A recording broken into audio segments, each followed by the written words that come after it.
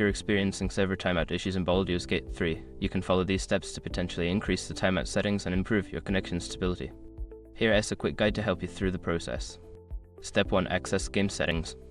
Open Baldur's Gate 3 and navigate to the main menu. Look for the Options or Settings tab where you can adjust various game settings. Step 2. Locate network settings. Within the Options menu, find the Network or Online Settings section.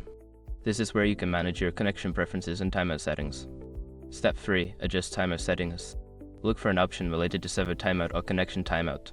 Increase the timeout duration to a higher value, which may help prevent disconnections during gameplay. Step 4. Save changes. After adjusting the timeout settings, make sure to save your changes. There should be an option to apply or save the settings before exiting the menu. Step 5. Restart the game. Close Baldur's Gate 3 completely and restart it. This ensures that the new settings take effect and allows you to test if the timeout issue has been resolved. By following these steps, you should be able to increase the server timeout and enhance your gaming experience. If issues persist, consider checking your internet connection or consulting the game's support resources.